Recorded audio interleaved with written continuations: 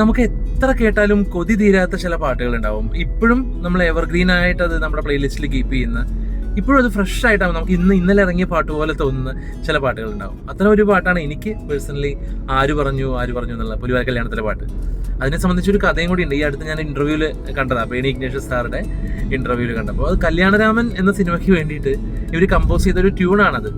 അന്ന് ഇവരിങ്ങനെ താന താന താന എന്ന് പറഞ്ഞിട്ട് ട്യൂൺ പാടിയപ്പോൾ ഷാഫി സാർക്ക് അത് ഭയങ്കര ഇഷ്ടമായി, അതിന്റെ കല്യാണരാമന്റെ ഡയറക്ടർക്ക്.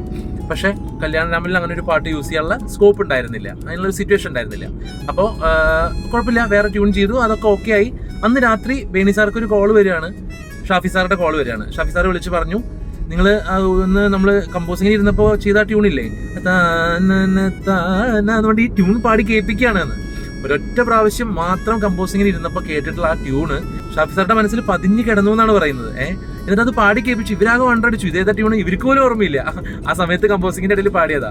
അപ്പൊ ആ ട്യൂണ് വേറെ ആർക്കും കൊടുക്കരുത്, അത് റിസർവ് ചെയ്ത് വെക്കണം, എനിക്ക് വേണം, അത് എന്റെ അടുത്ത പടത്തിൽ ഉപയോഗിക്കാനാണെന്ന് പറഞ്ഞ് റിസർവ് ചെയ്ത് വെച്ച ട്യൂണാണ് ആര് പറഞ്ഞു എന്നുള്ള പാട്ടിന്റെ ട്യൂൺ.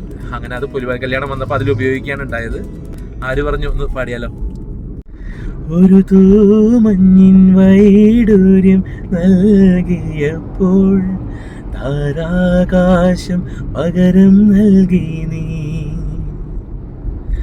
ഒരു മൂവന്തിപ്പൂങ്കിണ്ണം ഞാൻ തന്നപ്പോൾ പൊന്നിൻ പുലർക്കാലം പകരം തന്നു നീ. അഴകേ നീ അറിയാമറയത്ത് അലമാലകളാടി അലഞ്ഞൊരു കടലായി ഞാനരികെ, അന്നാദ്യം കേട്ടു പ്രണയം മൃദുപല്ലവിയായി. ആരു പറഞ്ഞു ഞാൻ കണ്ടത് രാക്കനവാണെന്നാരു പറഞ്ഞു. 7 നിറം കൊണ്ടെഴുതിയതെല്ലാം മഴവില്ലു വിരിഞ്ഞതുപോലെ നാരു പറഞ്ഞു.